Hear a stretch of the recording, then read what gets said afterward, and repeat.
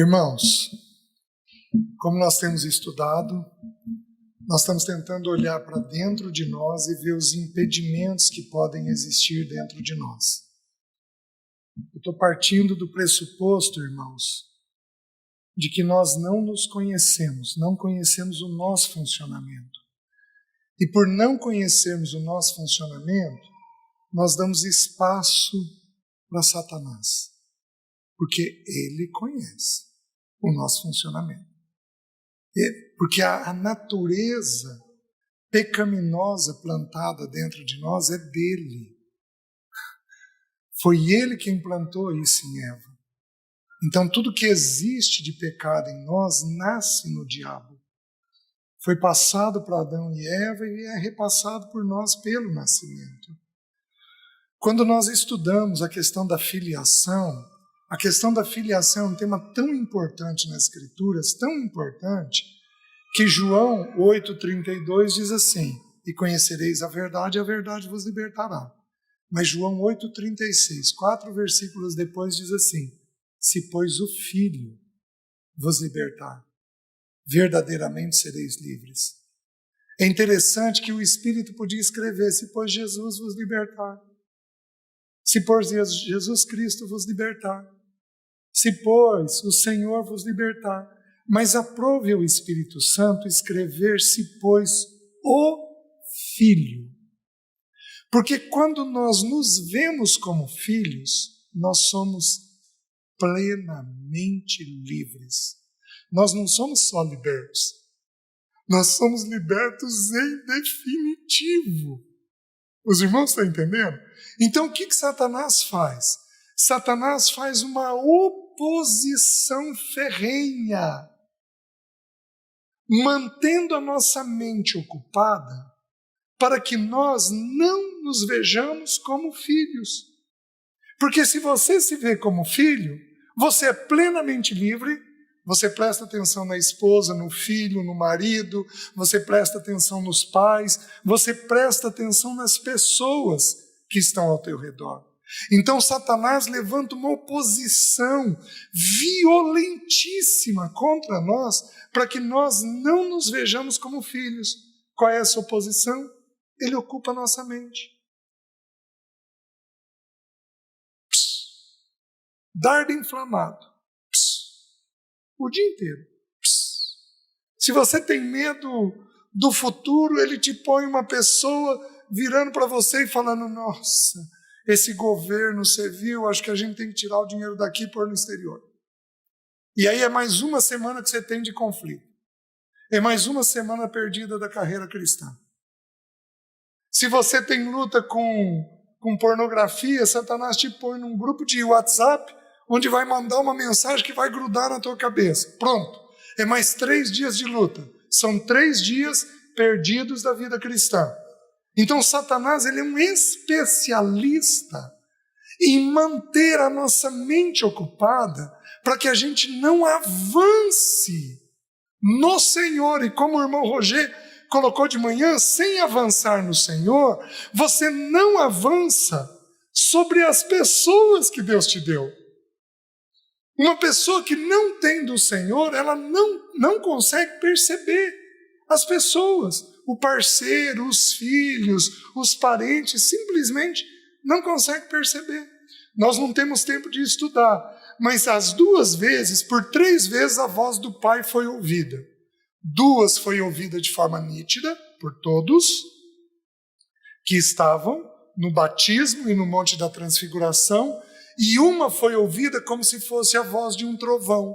O Senhor Jesus discerniu a voz do Pai, mas a quem estava perto não discerniu. Então, Deus Pai falou audivelmente 3 vezes. Nas 2 primeiras vezes, é interessante, porque na primeira vez a voz do Pai vem e diz: este é meu Filho amado, em quem tenho todo o meu prazer. Meu, pronome possessivo. Qual a primeira necessidade que o ser humano tem? Isso é meu. E ninguém tasca. Ninguém põe a mão. Porque você é meu. Vocês estão entendendo? Ele pôs um pronome possessivo. Tá bom. A voz do Pai veio para o Filho e todos ouviram. Este é meu Filho amado em quem tenho todo o meu prazer. O Espírito toma Jesus e o leva para o deserto. E Jesus é tentado em 3 coisas. Do meu ponto de vista, Jesus é tentado em 4 coisas. Ele é tentado em transformar pedras em pães, em pular do alto do pináculo, em prostrado adorar a Satanás. Ele é tentado em prover as coisas básicas, ele é tentado na aceitação, porque quem pulasse do alto do pináculo e chegasse embaixo com vida, seria reconhecido como Messias, então buscar a aceitação de um jeito indevido. A aceitação dele viria pela cruz. E o último é poder. Então, prostrado, adorar o diabo e receber o poder do diabo, que aí é uma tentação muito comum de líderes, de querer ter poder, de alguns homens também, ter um poder, por isso alguns homens são mais enfáticos, mais fortes, né? Só que das 3 tentações, 2 começam de que jeito? Se és filho. Por isso eu acho que tem uma 4ª tentação. Está questionando a filiação. Satanás se levanta, mas se levanta com uma oposição violentíssima para que você não se veja como filho. Certo? Aí avança um pouquinho mais. Nós chegamos até Mateus 16, o Monte da Transfiguração. A voz do Pai vem e fala a mesma coisa, acrescentando uma frase. Este é meu Filho amado em quem me comprazo, a Ele ouvi. Por que foi acrescentado a Ele ouvir? Porque apareceu ali Moisés e Elias. Moisés representando a lei, Elias representando os profetas.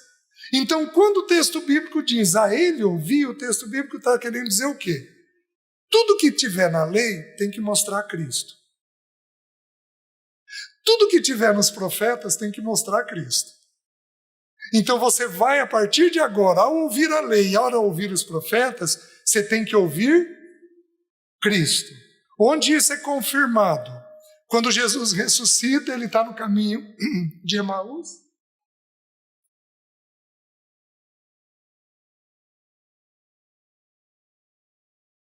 Ele está no caminho de Emaús e o texto bíblico diz que Jesus abriu tudo que a seu respeito estava escrito na lei, nos salmos e nos profetas.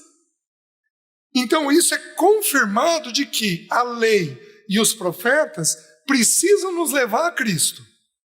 Então a Ele ouvir, certo? Jesus vira para os 3, vocês estão proibidos de falar com os outros a respeito disso daqui. Vocês só vão falar depois da minha partida. Porque Deus é um Deus de sigilo. Ele é um Deus de mistério. Não é para falar tudo. Tem coisa que é para manter guardado. Aí então ele desce, o que ocorre lá? Tem um pai com um filho possesso. Filiação de novo. E aí o demônio tomava aquela criança e jogava na água, jogava no fogo, tentava queimá-lo, tentava afogá-lo, e o Senhor Jesus, com uma indignação de ver a incredulidade, os discípulos não conseguiram expulsar aquele demônio. Por quê?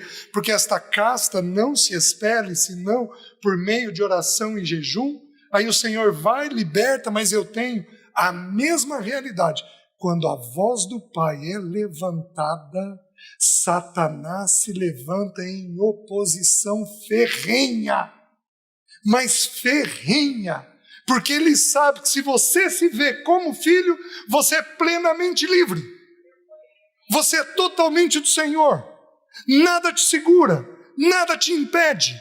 Você está me entendendo? Então ele faz uma oposição severa aos nossos corações, extremamente severa aos nossos corações, para que a gente não avance no Senhor. E meus queridos, do meu ponto de vista, a oposição que ele faz é manter a tua cabeça ocupada. Porque onde começa o processo de transformação? Na mente. É aqui que começa o processo de transformação. E a gente simplesmente desconhece isso E sem perceber, fica com um cabeção ocupado com uma série de preocupações, que todos nós as temos, e aí a gente simplesmente não consegue avançar. Simplesmente não consegue avançar. Presta atenção. Muitos dos irmãos, se não todos, serão atacados os próximos dias por Satanás. Porque o Senhor se levantou no nosso meio esse fim de semana. Não estranhem isso. Eu sou atacado ou antes ou depois. Eu e meus filhos. Somos atacados ou antes ou depois de um encontro. Como eu viajo uma vez por mês, mensalmente, eu estou sob ataque. Os irmãos querem que eu viaje 2 vezes por mês. Aí fica mais difícil, não é? Mas é da natureza do serviço. Satanás se levanta. Então, para completar o que eu venho falando esses últimos dias, o que eu quero mostrar para os irmãos? Eu quero mostrar o pensamento de cada emoção. Quem aqui já ouviu os afetos limitantes, o estudo afetos limitantes? Certo? O que eu gostaria que os irmãos fizessem? Se for possível, porque eu vou falar, mas de forma pam. Eu tenho 1 hora e aí vou responder o restante de perguntas. Então, eu vou falar de forma muito objetiva. Tem muitos textos para abrir, tem muita coisa importante, mas lá nos estudos, são 5 estudos, então você vai ter ali em torno de umas 6 horas de estudo, o que eu vou fazer agora em 50 minutos. Então eu vou dar um resumão das porções, certo? Aí você então ouve o estudo e traduz isso nos ataques que Satanás faz contra você. Então eu estou partindo de qual pressuposto? De que se Satanás mantiver a minha mente ocupada com algum pensamento, eu vou ter uma emoção desse pensamento e essa emoção me bloqueia de viver. Deixe-me abrir 2 porções para vocês antes de entrar nas emoções. Filipenses capítulo 2.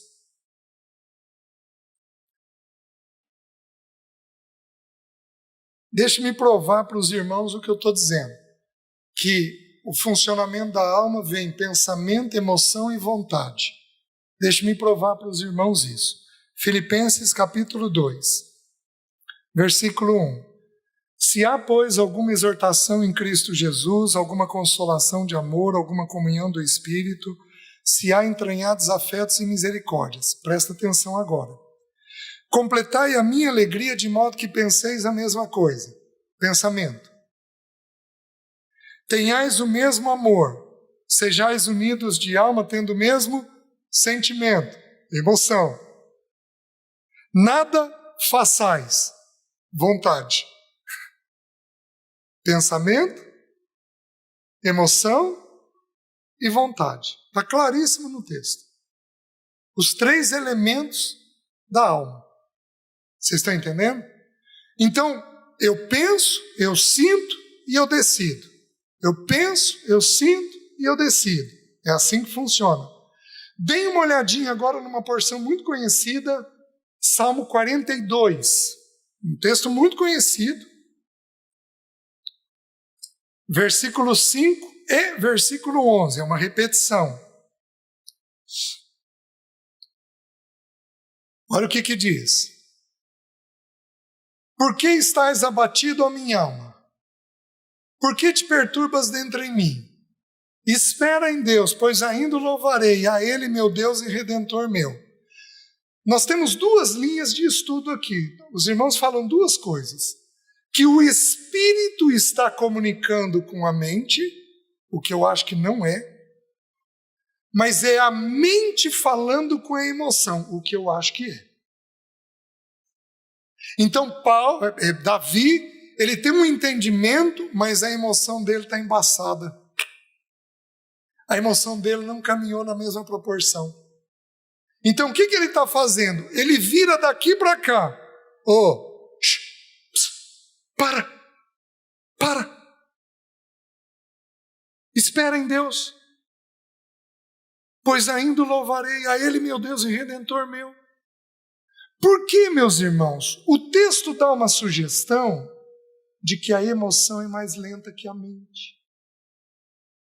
O Spurgeon tem uma frase maravilhosa que diz assim, que a distância do céu e do inferno é de um palmo. É fazer algo daqui, descer aqui. Vocês estão me entendendo? Então, às vezes, o Senhor nos alcançou na mente, mas nós levamos semanas ou meses para Ele nos alcançar no afeto. Porque o afeto, ele é mais lento que a mente. É onde nós encontramos uma série de impedimentos dentro de nós. Os irmãos estão conseguindo entender? Aqueles que são mais afetivos, quem aqui é mais afetivo, levanta a mão. Levanta alto. Aqueles que são mais afetivos vão demorar muito mais para encontrar o processo pleno de libertação. Por quê? Porque aqui entendeu, mas aqui vai e volta. Vai e volta. Vai e volta. E aí você crê. E aí você não crê. E aí você está seguro. E aí você está inseguro. E aí, como diz alguns irmãos, você coloca no altar. Aí você vai lá e tira do altar de novo. E pega aquilo para você de volta. E você fica numa luta constante nessa realidade. Por quê? Porque a emoção, ela é mais lenta. Assim, o que eu vou dizer, eu fico sob risco de ser rechaçado aí fora. Por isso Deus proibiu a mulher do governo da igreja. Porque a mulher carrega mais o homem não. Então ela fica sujeita ao engano. Vocês estão me entendendo? Mais facilmente sujeita ao engano. Então, é assim que a Bíblia ensina. É um padrão das Escrituras. A gente tem 1 Timóteo, a gente tem 2 aos Coríntios, capítulo 11, que vão mostrar essa realidade. Então, o que ocorre? O que ocorre é que as emoções que nós temos, elas servem de impedimento. Mas o diabo não quer despertar a tua emoção. Porque ele sabe que a tua emoção só é promovida por um pensamento. Então o que ele precisa é inserir um pensamento indevido na tua cabeça. E à medida que você acredita na mentira que Satanás traz, você fica embaçado emocionalmente durante um bom tempo. E aí ele rouba tempo do desenvolvimento teu. Então o que o Espírito Santo fez com a minha vida? Porque eu era muito sensível. Eu era meloso. Ele me calejou. Foi me calejando. Um calo, quando você tem, é porque aquela parte ficou mais insensível. Então você vai perdendo aquele excesso de sensibilidade. E aí eu fui entendendo e aprendendo a pensar os temas que me geravam angústia, eu fui aprendendo a pensar segundo ele. Por exemplo, eu tinha um quadro muito ansioso, mas muito ansioso, especialmente com dinheiro e futuro. Porque vai faltar, vai faltar, vai faltar, vai faltar, vai faltar, vai faltar, vai faltar, e é assim que eu vi a vida. Vai faltar, porque eu vi meu pai sempre nesse dilema. Então, este pensamento me consumiu, mas me consumiu durante anos da minha carreira cristã. E aí o meu crescimento é mais lento, porque o sinal não é do Senhor. Ele está ocupado com um pensamento ruim. Vocês estão entendendo? Eu vivi uma experiência há 2 anos atrás, mas tão singular, da paternidade de Deus. Eu tinha um apartamento que eu aluguei para um irmão, e nós combinamos de fazer um reajuste. E esse irmão não fez o reajuste, e aí eu ouvi dizer que ele tinha tido uma recidiva do câncer. Aí eu entendi tudo, estava doente, então estava com mais dificuldade, né, deixei quieto. E aí, passado um irmão muito sério, ele me ligou: César, então, eu não reajustei o aluguel, o condomínio aqui ficou muito caro. Eu falei: irmão, o que fica bom para você? César, dá para fazer o mesmo valor? Irmão, resolvido. O mesmo valor. E eu alugava um apartamento de um irmão para eu morar. Aí chegou a data de renovar o meu aluguel. Aí liguei para o irmão, vou ver. Passou 1 mês, 2 meses, 3 meses, irmão, eu preciso saber para eu poder fazer o depósito do reajuste. César, nós reunimos aqui em família e decidimos não subir o teu aluguel. Queridos, eu não precisava. Mas o que Deus fez comigo? Vou te mostrar que eu sou teu pai. Já que você teve problema lá atrás, eu vou dar uma carimbada de novo. Você não tem risco nenhum de desconfiar. Como se não bastasse, chegou o início de ano, eu resolvi pagar o IPTU do apartamento meu, para poupar o irmão que eu alugava. O que o dono do apartamento que eu alugava fez? Ô César, reunimos aqui em família e decidimos não cobrar o IPTU teu. Eu não precisava. Mas, meus queridos, aquilo me exultou tanto, meus filhos riam tanto de ver a paternidade cuidadosa de Deus. Ele quer se revelar naquilo que você tem sofrimento. Ele vai se revelar como um pai, provendo para você tudo aquilo que é necessário. Os irmãos estão entendendo? Então, esse é o pensamento. Vamos lá. Quais as emoções que a Bíblia apresenta? Eu vou citar 4. Se o Senhor me permitir, eu vou avançar nessas 4 bem rapidamente, mas eu preciso que você ouça o estudo. Dessas 4, 3 têm estudo. A 4ª, que é a angústia, não tem estudo. Tá? Então, eu preciso gravar esse material 1 hora, mas não tem estudo sobre isso. Então, eu vou citar as 3 primeiras que a Bíblia apresenta. Primeira emoção que a Bíblia descreve: medo. Gênesis capítulo 3, eu vou citando os textos, não precisa abrir. Gênesis capítulo 3, versículo 10. Ouvi a tua voz no jardim, vi que estava nu, tive medo e me escondi. A palavra medo no grego, ela tem 3 originais. O primeiro significa covardia. O segundo significa prudência. É importante eu ter medo de entrar numa avenida, numa estrada dessa daqui? Eu não posso ir entrando direto. Eu tenho que saber que é uma avenida, é uma estrada movimentada. Então o medo tem o sentido da prudência, o medo tem o sentido da covardia, mas o medo também é traduzido por phobos, susto, arroubo. Então eu tive phobos de ser enterrado vivo. Tem irmãos que podem ter... Eu tive phobos de enlouquecer. Eu tive muito medo de enlouquecer. Eu tenho uma irmã esquizofrênica. Mas muito medo de endoidar. Tive lá atrás. Isso não existe mais dentro de mim. Eu tive muito medo de faltar coisa no futuro. Quem aqui já teve medo de ser enterrado vivo? Levanta a mão. Oh! Quem aqui já teve medo de enlouquecer? Levanta a mão. Oh! Em geral, o medo de enlouquecer vem porque a gente pensa muito. Chega uma hora em que pensa tanto que a gente parece que está um passo da insanidade. Presta atenção. Se você tem acima de 30, você passou da idade. Não endoida mais.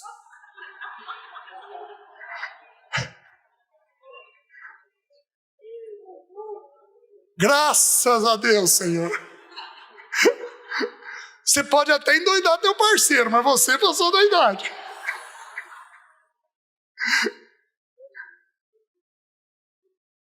Medo de faltar coisa no futuro, quem tem?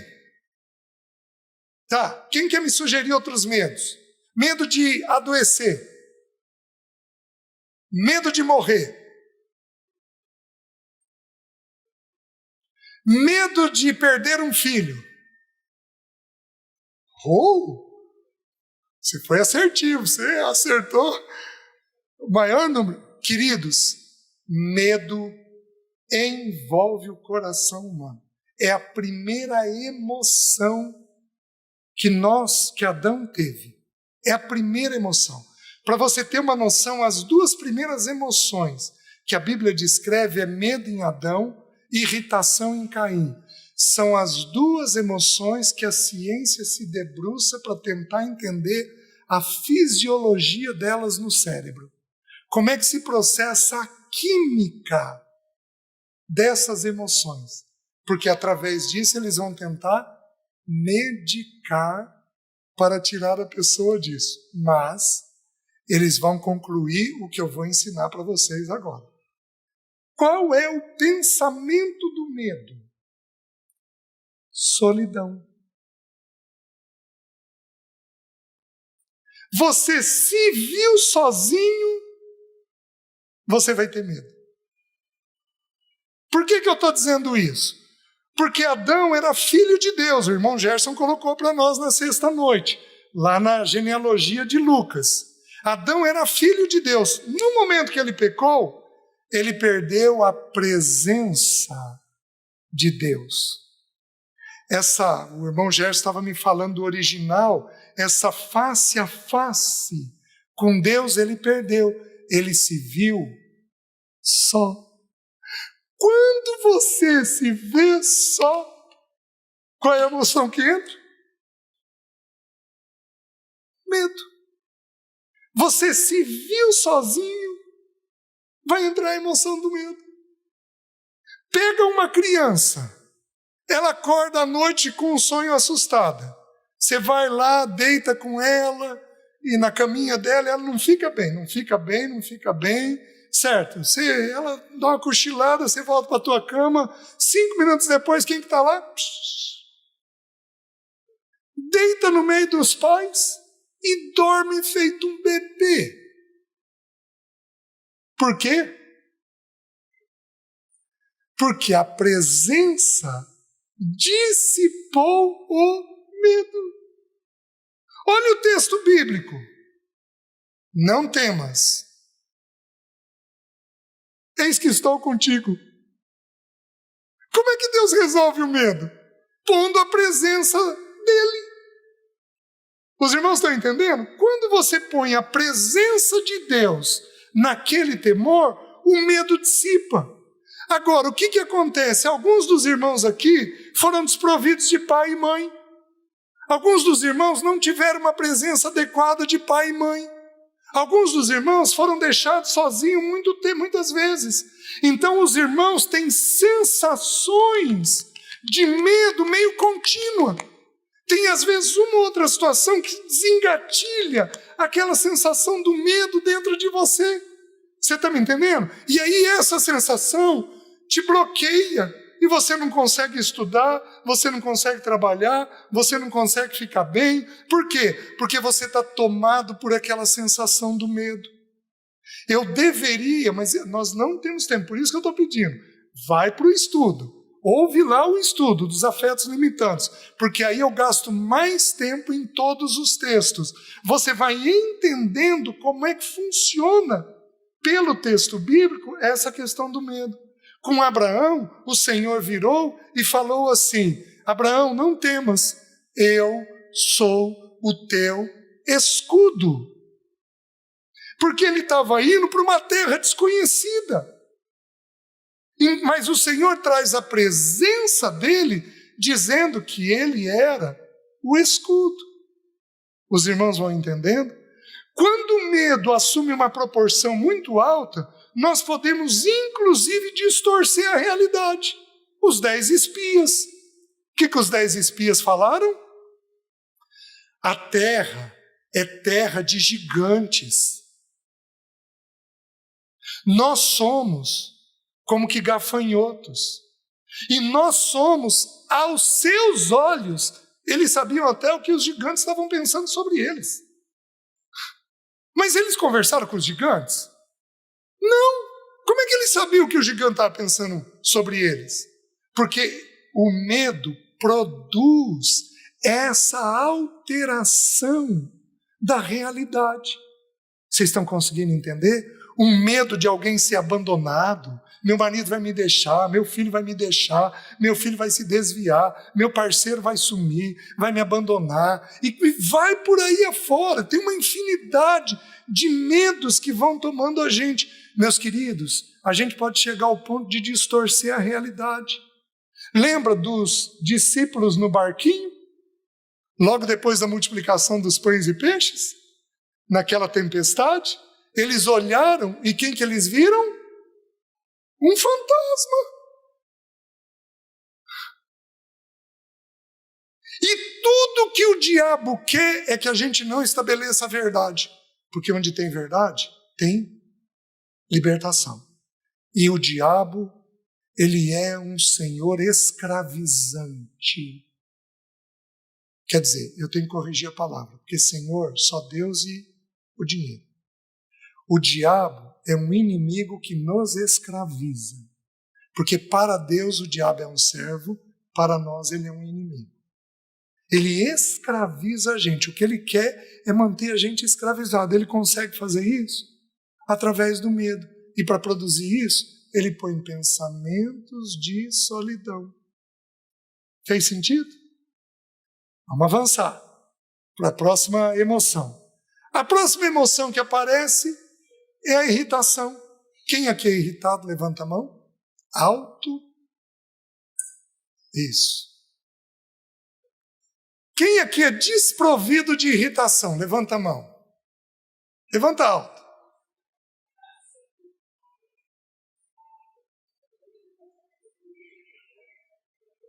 Mais ou menos. Quem aqui nunca provocou o filho à ira? Levanta a mão.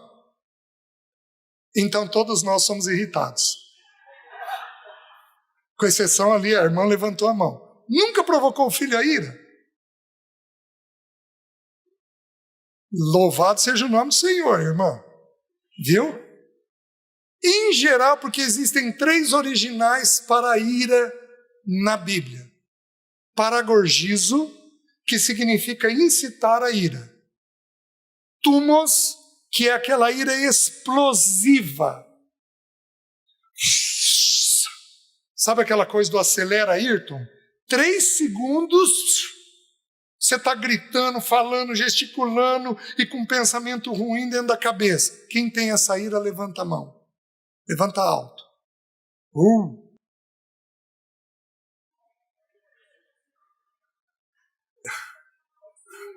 Deixa eu fazer uma pesquisa aqui. Quantos homens têm, só os homens, têm a ira thumos, essa ira explosiva? Levanta a mão. Abaixa. Quantas mulheres têm essa ira? Levanta a mão. Tem muita mulher que tem essa ira. Ela é explosiva. Qual a primeira vez que essa ira aparece na Bíblia? Herodes. Quando Herodes se viu enganado pelos magos, ficou furioso e mandou matar as criancinhas de 2 anos para baixo. Lucas. Então é uma ira que mata. Em geral não matamos fisicamente, mas a língua mata. Até porque a língua mata. O poder da vida e da morte está na língua, nos ensina Provérbios. E a terceira ira é ergos, que é uma ira de mau humor. Ela não é explosiva, ela não dura 1, 2, 3 horas, mas ela é meio contínua. A pessoa é mal-humorada o tempo todo, ela é meio cebolenta. Ela faz o outro chorar o tempo inteiro. Você está entendendo? Quem é assim, levanta a mão. Quem tem esse tipo de ira? Levanta a mão.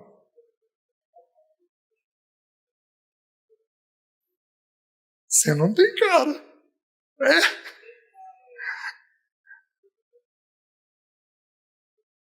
O meu modelo levantou a mão. Mas ele tem um jeitinho tão manso. Desculpa, te expus. Você tem um jeitinho tão manso, rapaz. É uma propaganda enganosa. Igual eu. Fui num cardiologista há uns 20 e tantos anos atrás, a minha pressão 22/16. Ele virou para mim e falou assim: ô César, o negócio é o seguinte, isso é uma propaganda enganosa. Você tem um jeitinho manso, mas você é ansioso por dentro. E ele estava certo, né? Aí eu, pela graça de Deus, melhorei. Vamos lá. Nós temos que olhar o texto para a gente entender de onde deriva, qual é o pensamento que tem ali. Abram lá em Gênesis, capítulo 4, um texto bem fácil.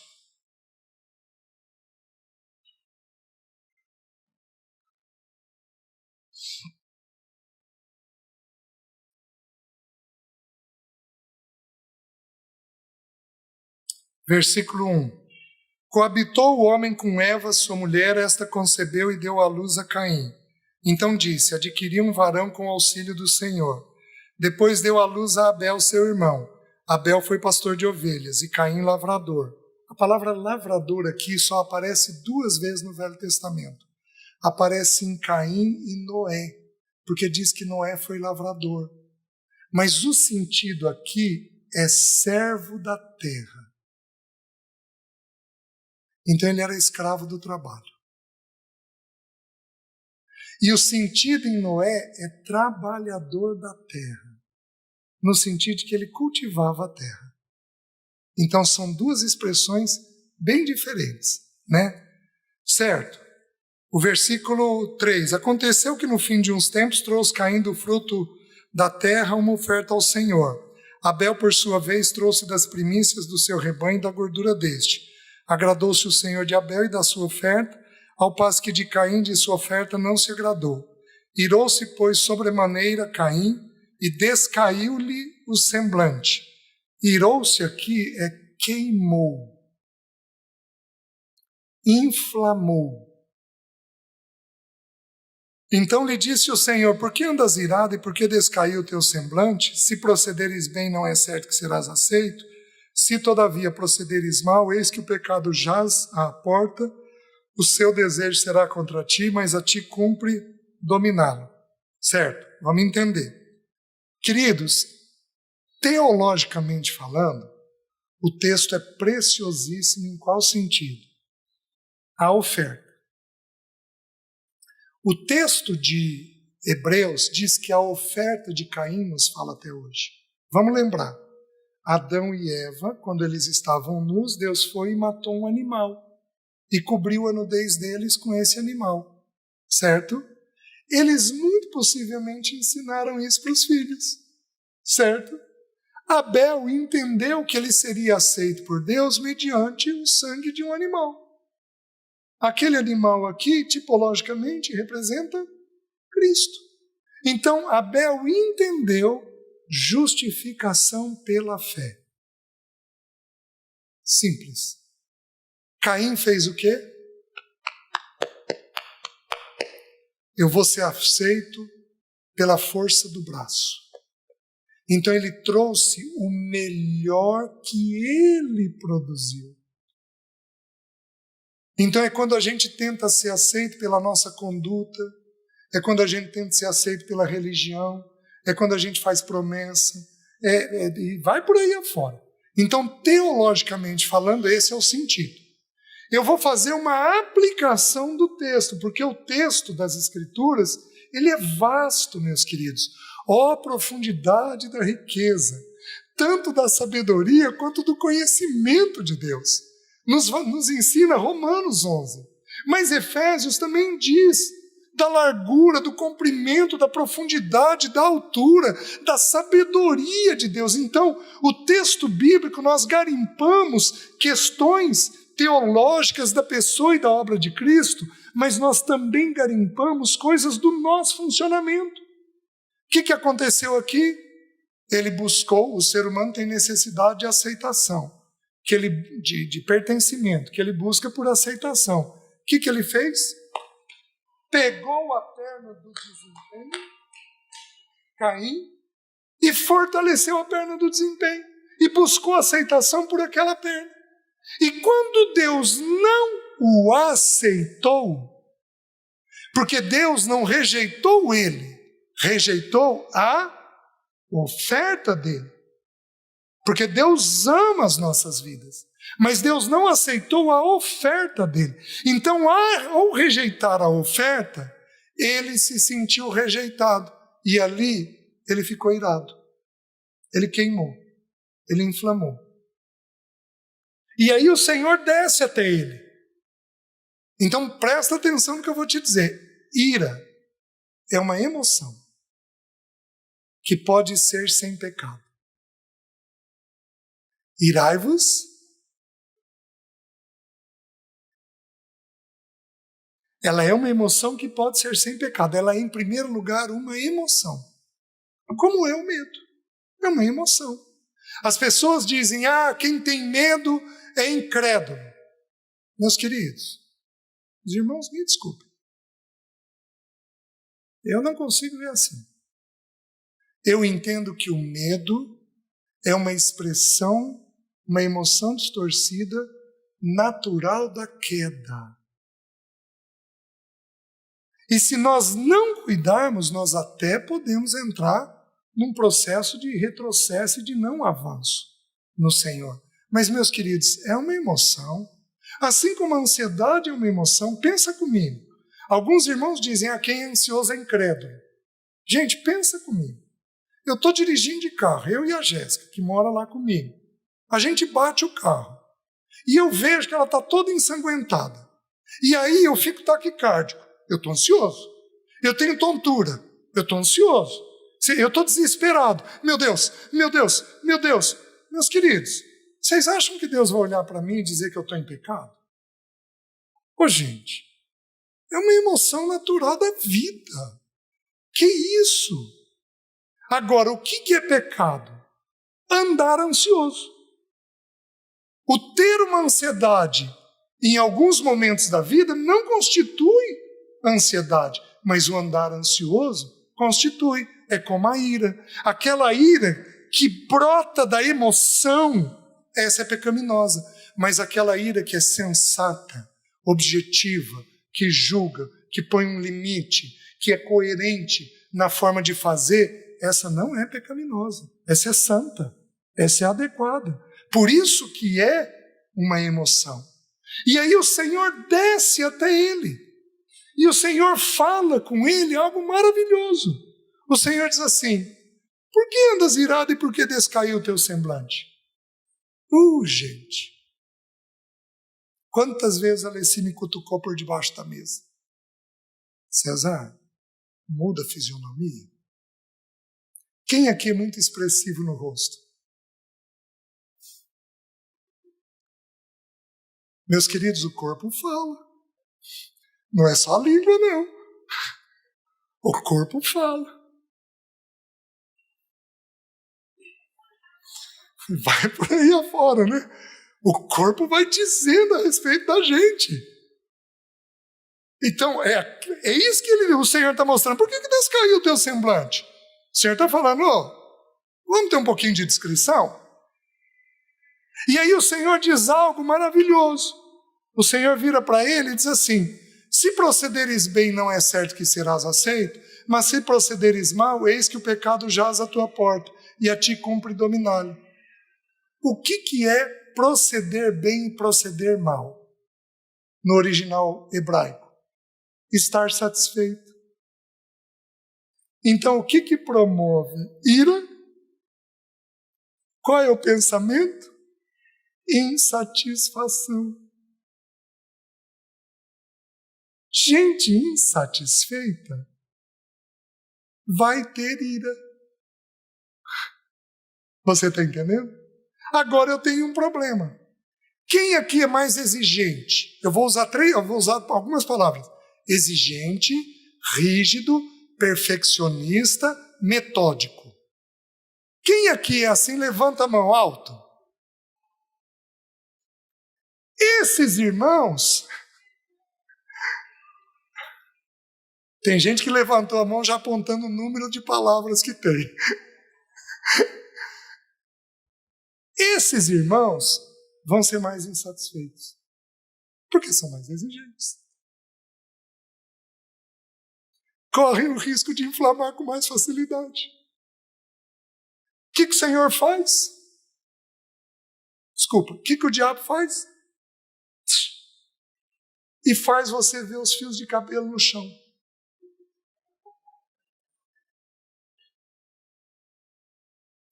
Quem aqui, só essa é para os homens, que homem aqui é casado com uma mulher muito limpa, muito organizada? Levanta a mão.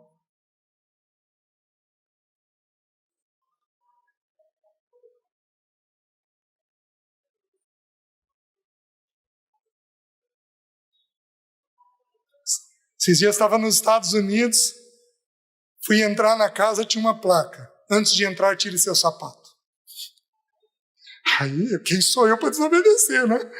Tirei o sapato, mas depois conversei com a dona da casa. Né? Obviamente que não é errado. Mas a gente tem uma série de exigências dentro de nós.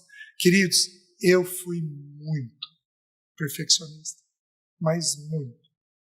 Minha escrivaninha tinha que estar tudo limpo, vinha caneta preta, caneta azul, caneta vermelha e um lápis feito com ponta de estilete, tudo retinho. Um certo momento, eu adquiri um tapete com franja na clínica. Aí eu levantava, achando que o paciente não estava vendo. Eu ia lá e penteava a franja com o pé. 2 pirados, eu e o paciente. Gente, eu sou um milagre da parte do Senhor.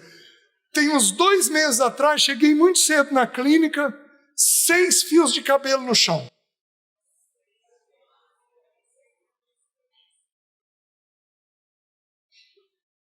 Quem aqui é assim?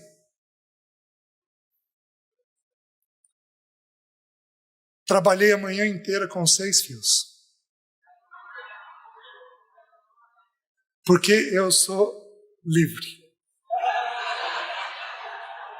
Não estou plenamente livre, porque ainda vi os 6 fios, mas estou caminhando no processo de libertação. Tirar uma camisa do cabide, o gancho virado para o mesmo lado. Quem faz isso aqui? Um dedo de separação de um cabide para o outro. Quem faz isso aqui? Olá. Bem-vindo ao meio. E a gente achando que não tem louco no nosso meio, né? Desculpa a expressão. Gente, rigidez. O que essas pessoas vão fazer? Acumula o fio, acumula o cabide, acumula a toalha, acumula o tapete, acumula a franja. Pum! E aí faz aquele estrago. Então essa rigidez tem que ser enfrentada. E o pecado da ira tem uma promessa maravilhosa, porque o Senhor, quando desce a Caim, diz assim para ele: a ti cumpre dominá-lo. Ira é uma emoção que nós dominamos. Amém? Amém. Tem libertação para a ira. Amém? Amém? Vamos trilhar esse caminho, irmãos. Por quê? Porque enquanto a emoção estiver nos dominando, não há avanço. Quantas crianças aqui, quantos filhos têm medo dos pais por causa de uma mãe brava, por causa de um pai bravo, por causa de gente iracunda dentro de casa?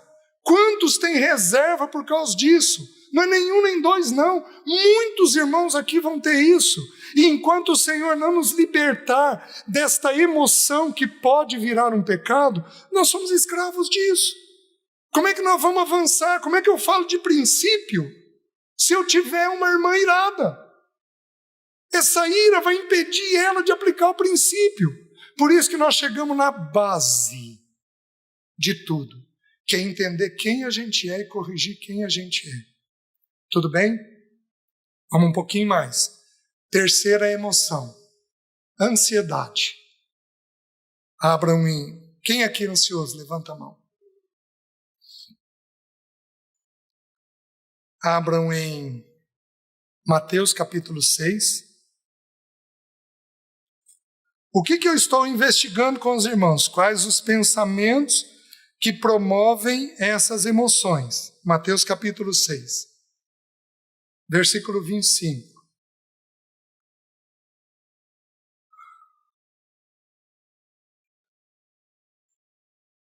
Por isso vos digo, não andeis ansiosos pela vossa vida quanto ao que haveis de comer ou beber, nem pelo vosso corpo quanto ao que haveis de vestir. Não é a vida mais do que o alimento e o corpo mais do que as vestes? Observai as aves dos céus. Não semeiam, não colhem, nem ajuntam em celeiros. Contudo, vosso Pai Celeste a sustenta. Porventura não valeis vós muito mais do que as aves? Qual de vós, por ansioso que esteja, pode acrescentar um côvado ao curso de sua vida? E por que andais ansiosos quanto ao vestuário? Considerai como crescem os lírios dos campos, eles não trabalham, nem fiam. Eu, contudo, vos afirmo que nem Salomão em toda a sua glória se vestiu como qualquer deles. Ora, se Deus veste assim a erva do campo, que hoje existe, amanhã é lançada no forno, quanto mais a vós outros, homens de pequena fé? Portanto, não vos inquieteis dizendo que comeremos, que beberemos ou com que nos vestiremos, porque os gentios é quem procuram todas estas coisas, pois vosso Pai Celeste sabe que necessitais de todas elas. Buscai, pois, em primeiro lugar o seu reino e a sua justiça, e todas estas coisas vos serão acrescentadas. Portanto, não vos inquieteis com o dia de amanhã, pois o amanhã trará os seus cuidados. Basta ao dia o seu próprio mal. Até aqui.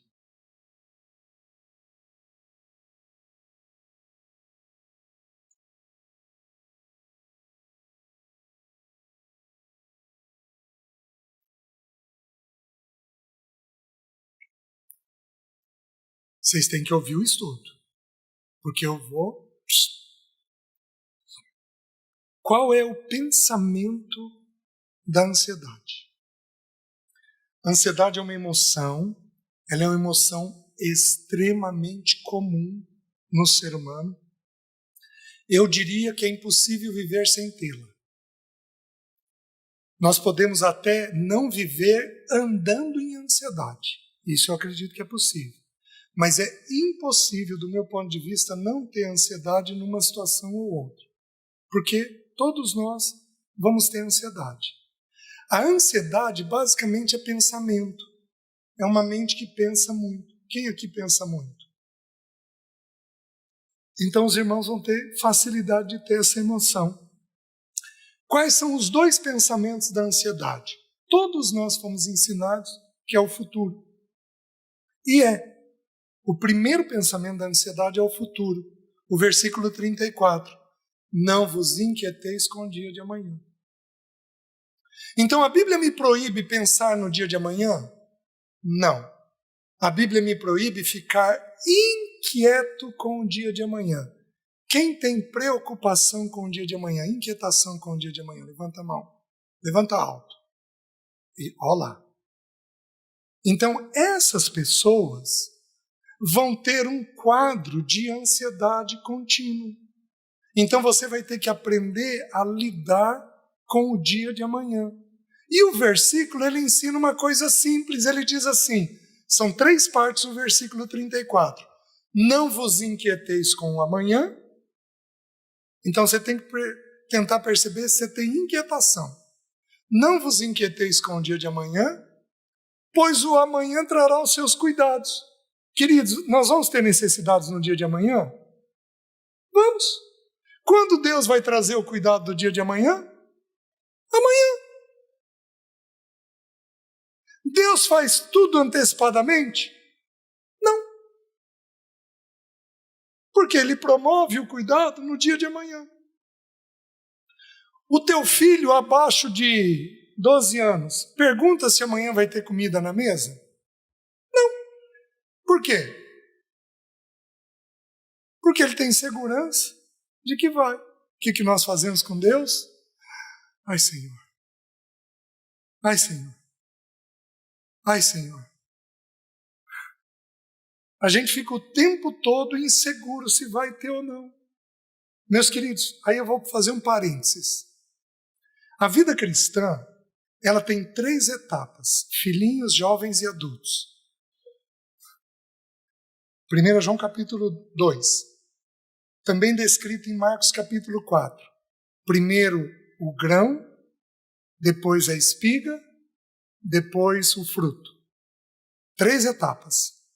Também João capítulo 11, é onde Jesus fala... gente.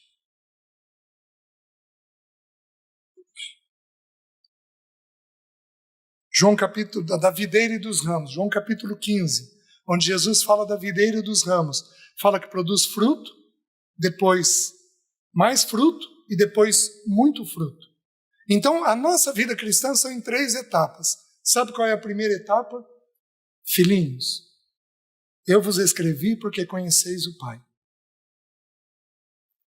Então, nos 12 primeiros anos de vida cristã, nós deveríamos conhecer o Pai, ter experiências com a paternidade de Deus, ter experiências com a provisão, com o cuidado, com a paternidade, com a paternidade, com a paternidade. Por isso eu vou dar uma palavra de exortação para aqueles que são muito bons pais, para aqueles que fazem de tudo para os filhos. Preste atenção no que eu vou falar. Dê um espaçozinho para Deus. Porque se você fizer tudo, Deus não tem o que fazer. E o teu filho precisa ter experiências com a paternidade de Deus. Você está conseguindo me entender? Então, fechei parênteses. Então, a gente precisa de entender esse cuidado do Pai conosco. Então, quando que ele vai promover a necessidade do dia de amanhã? Amanhã. Até aqui, quase todos nós sabemos. O que nós não sabemos? Que existe um segundo pensamento na ansiedade. O primeiro é futuro. Qual é o segundo? Desempenho. Gente ligada em produzir, em fazer com excelência. Os perfeccionistas aqui usam a minha semelhança, que penteiam a franja, que corrigem o cabide, eles têm luta com o quê? Com uma palavrinha chamada desempenho. Eles têm altíssimo nível de desempenho. Onde que isso é bom? No trabalho. Porque, em geral, você vai fazer bem feito. Onde isso é ruim? Nos relacionamentos. Porque você vai ser ultra, mega, hiper exigente. E aí, se brincar, você perde a graça no nível de exigência. Os irmãos estão conseguindo entender? Está fazendo sentido isso? Onde que eu vejo desempenho no texto? Dá uma olhadinha no texto, no versículo 25. Por isso vos digo, não andeis ansiosos pela vossa vida quanto ao que é vez de comer, beber ou dormir, nem pelo vosso corpo quanto ao que é vez de vestir. Não é a vida mais do que alimento e o corpo mais do que as vestes? Desculpe, o 26. Observai as aves dos céus. Não semeiam e não colhem. Até aqui Jesus falou isso o tempo todo. De não semear, de semear e de colher. Até aqui Jesus sempre falou isso, mas é a única vez que Jesus acrescenta um adendo. Nem ajuntam em celeiros. Gente, é estranho Jesus falar da ave ajuntar em celeiro, porque a ave costuma fazer isso? Não. Por que Jesus está falando? Porque Jesus está usando a ave para retratar o nosso coração. O que é ajuntar em celeiro? Desempenho. Vou dar exemplos. Nota.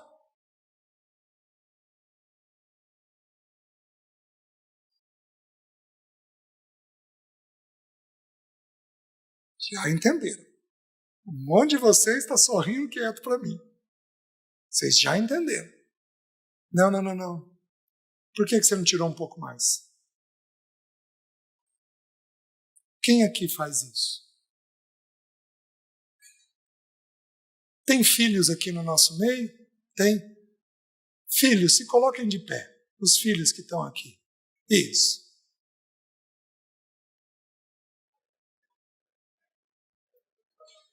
Isso. Fica de pé um instantinho. É para denunciar. Já que é para fazer, vamos fazer bem feito. Que filhos aqui os pais cobram nota, brigam por nota? Levanta a mão. Olha lá, podem sentar.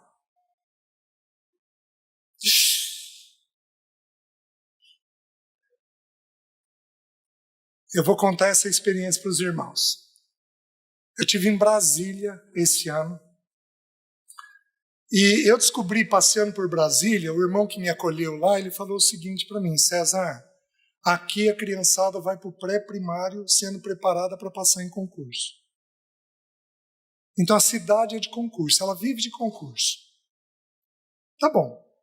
E aí eu estudei, era um encontro de casais, estudei com os casais, e no domingo de manhã os filhos vieram assistir o estudo.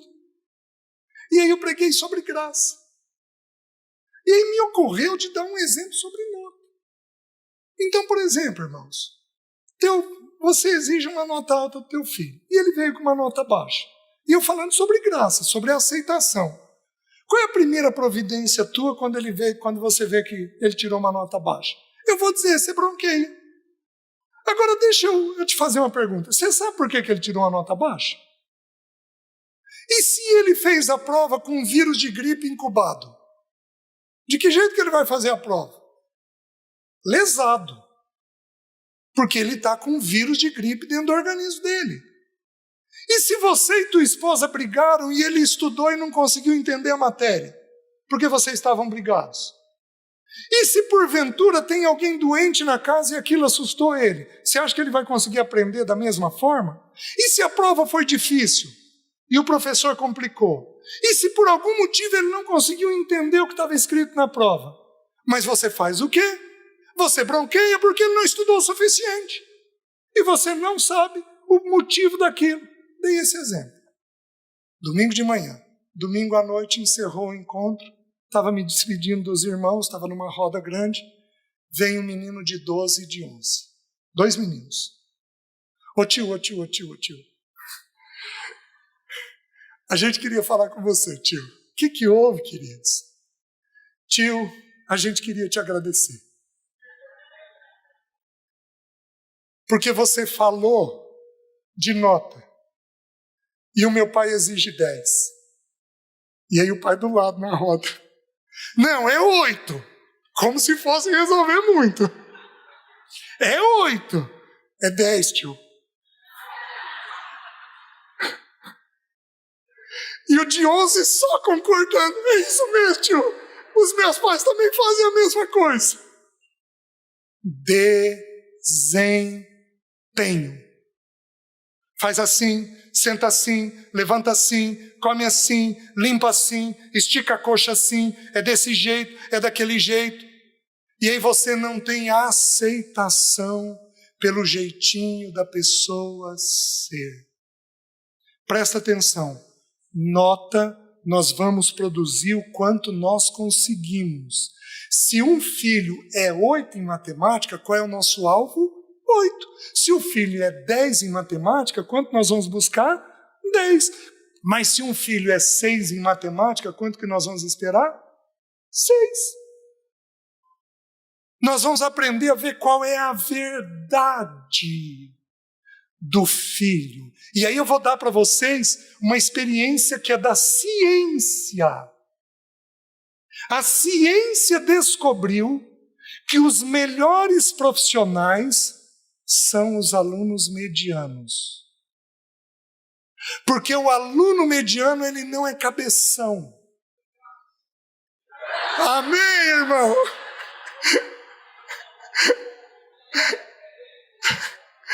Louvado seja o nome do Senhor, né, irmão? Os melhores profissionais são os alunos medianos. Por quê? Porque os alunos medianos, eles compensam a dificuldade intelectual com o relacionamento.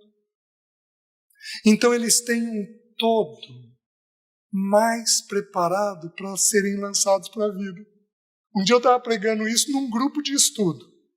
Aí um dos irmãos levantou a mão e falou: César, deixa eu te contar a minha história. Eu sou da primeira turma de agronomia da UEM. A UEM é a Universidade Estadual lá de Maringá.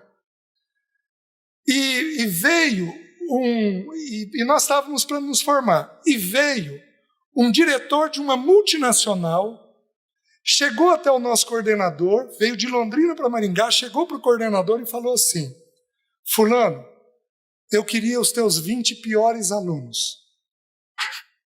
Aí o coordenador virou e falou assim: como os 20 piores alunos? Eu quero contratar vendedor. E eu preciso do aluno que está lá no bar jogando sinuca, batendo papo, conversando com as pessoas. Aí esse irmão virou e falou: César, eu saí da faculdade empregado.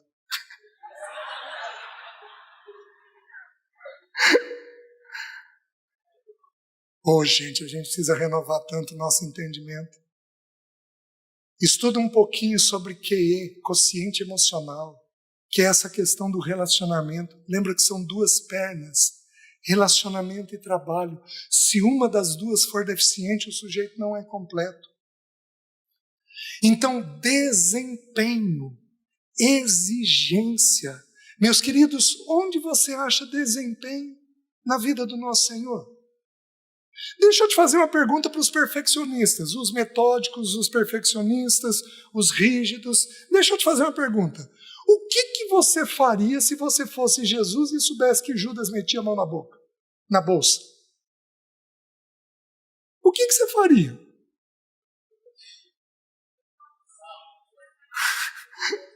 Tem irmão sugerindo, cortava a mão. Já que a lei dizia isso, né? O que Jesus fez com isso? Aparentemente, nada. Por quê? Porque o Senhor não tem um alto nível de desempenho em tudo. Eu tive uma experiência, já contei nos estudos aí, o Senhor levou 12 anos para me libertar da sexualidade, das questões de uma sexualidade impura, errada. E aí eu estava atendendo um irmão, e o irmão estava caminhando bem, tinha 4 meses que eu estava ajudando ele caminhando muito bem, de repente ele caiu. Ele caiu e ele me contou, e eu abri a caixa de ferramentas. Mas eu, bati. No meio do que eu estava batendo, o Espírito Santo falou comigo: quem é você para tocar um filho meu desta forma? Ou você está esquecido dos 12 anos de tolerância que eu tive com você? Meus queridos, parei tudo, falei com a pessoa que o Espírito havia ministrado para mim, pedi perdão para ele e retomamos a conversa. Sabe qual é o nome disso? Graça. Sabe aonde isso é encontrado? Gênesis, capítulo 6. Que se o Senhor der permissão de eu voltar, eu gostaria de estudar com os irmãos sobre graça.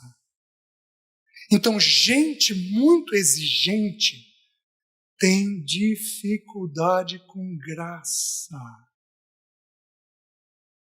Porque ele enxerga o que tem que ser feito. E ele perde a graça de Deus na maneira de fazer. Os irmãos estão entendendo? Então, desempenho e futuro. Última emoção. Angústia. A angústia é um sentimento de aperto. De todas as emoções é a mais desconfortável. Porque não tem lugar bom, você tem um desespero, você acha que você está morrendo, você acha que você vai enlouquecer, você acha que aquilo que você está pensando vai acontecer. Então, quando você tem angústia, você está no phobos, você está no susto, no arroubo, você está naquela sensação extremamente desconfortável. Quando que Jesus teve isso? Jesus teve isso quando ele foi no Getsemane. A minha alma, Marcos capítulo 14. Vamos lá. Memória já não está. Marcos capítulo 14.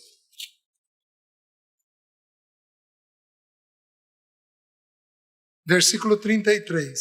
E levando consigo a Pedro, Tiago e João, começou a sentir-se tomado de pavor e de angústia.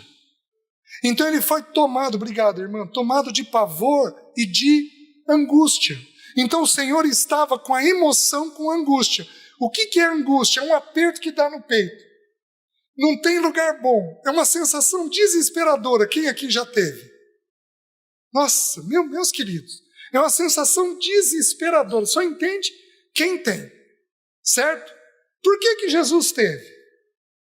Jesus ia passar pela cruz.